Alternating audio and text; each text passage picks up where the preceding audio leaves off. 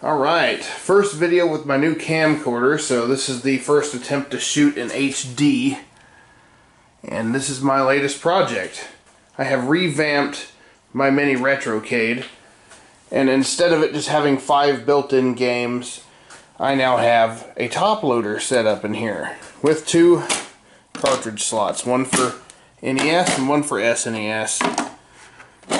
And what I've done here is I have actually made a bezel for it out of just some smoky gray acrylic and then just shot some hammer tone over it just so it would look okay. And you can change the game to whatever you want now. I can actually play Galaga. Gotta love my little mono speaker. This is gonna be next to impossible to play one-handed.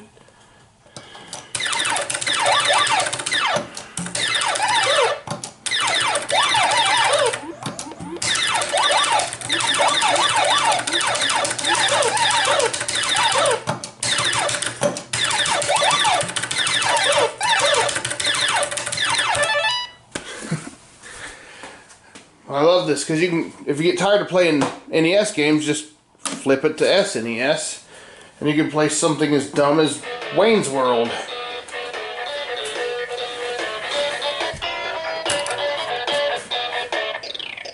What's worse than that?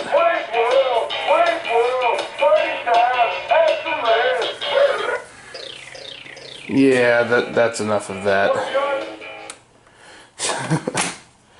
So, you get tired of Wayne's World, come over here. You got Zombies Ate My Neighbors, Addams Family. I like this one. I had this one as a kid.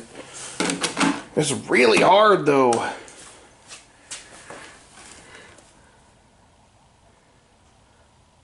Wait for it to load up.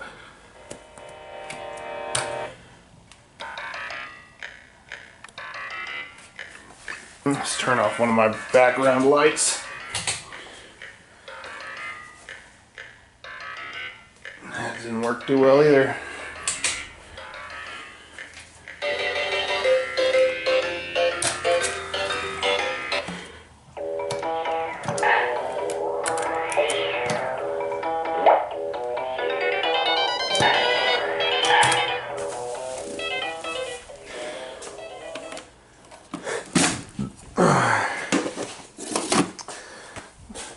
If you get tired of Galaga, just go over to your Nintendo library, kept inside your giant functional controller. If you don't have one, then I highly suggest making one. They're really damn fun. So we can get this Punch Out. Punch Out's pretty fun.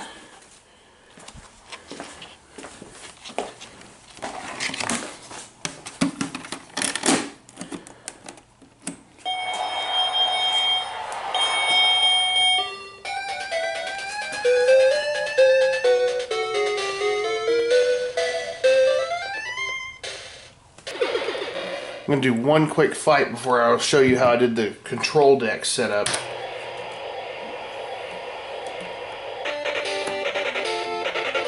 if we can't get rid of Glass Joe real quick.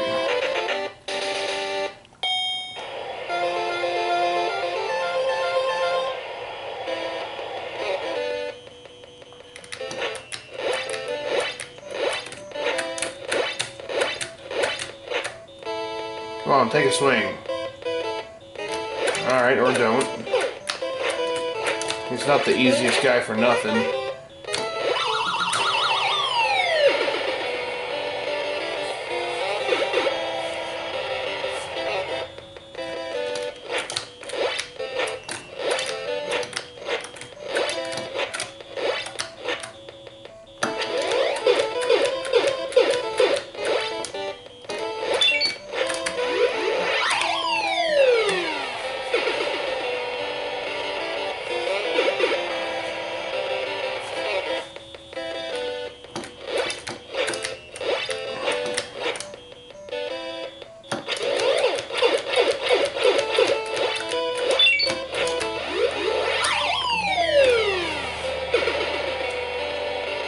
If he was smart, he'd stay down. There we go. Total knockout. Alright.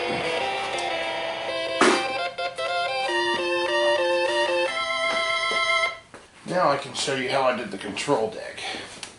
I have 4 screws that hold it down, so hang on. They're kind of hard to see. They're painted to match. I have to change one of those.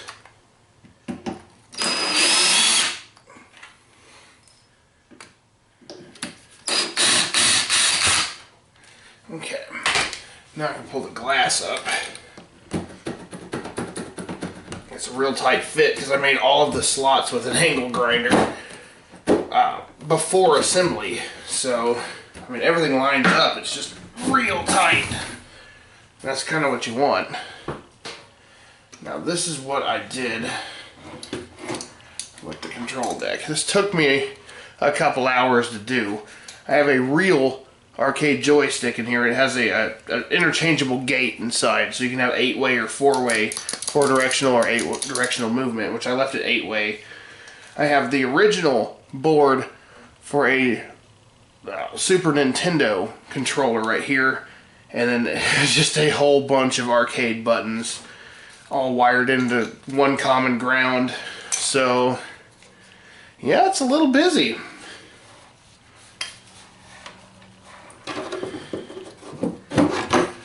Now, I had the marquee turned off during filming because it just made it a lot harder.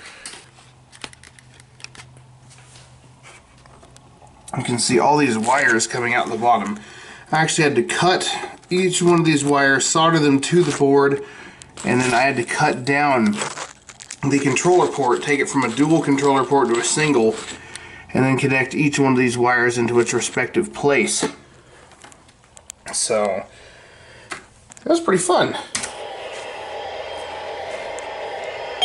So, what I have done here is there's actually the original cord for the controller going up inside and plugging into the controller port. I did that because I want to eventually put a Raspberry Pi in here.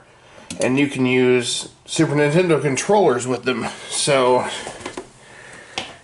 it's already set up for that. All I need to do is put a couple game switches up here, change between the Duo setup, and you hit number 2, and it'll go to the Raspberry Pi.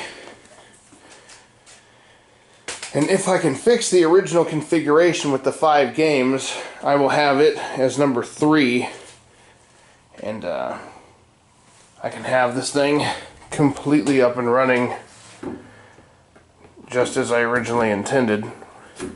But now I'm going to do something I haven't done in any of the other videos containing this, and I'm going to take the back off and show you the inner working. 4 screws. Funny story about this metal vent. I actually found it like 4 years before I ever made this. And that was the entire basis for building this little arcade, is I found this part. And I thought it'd make a really cool vent for a back door for a little arcade. So I held on to it until I actually made it, or until my buddy Eric bugged me enough to where I would actually make it, because I really kind of didn't want. Here's the inner workings. You can see the controller port. I have regular, just composite AV cables out. I've actually disabled the S-video because I don't like that. This whole unit's actually bolted through the top, through the bottom, through the original screw ports in this plastic cradle. That was a little interesting to get lined up, but I got it on the first shot. We have a real monitor in here. It's like a television monitor. It came from a thrift store, little television. I separated the monitor chassis and set it down here on the little shelf, and everything's just run down here to a power strip.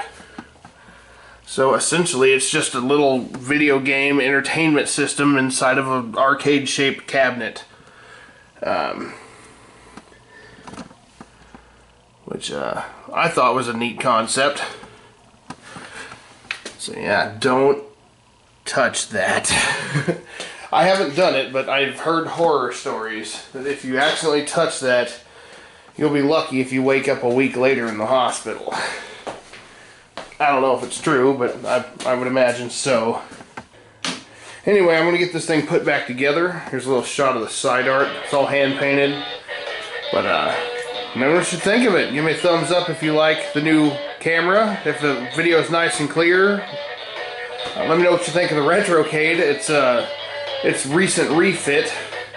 And I'll see you guys next time.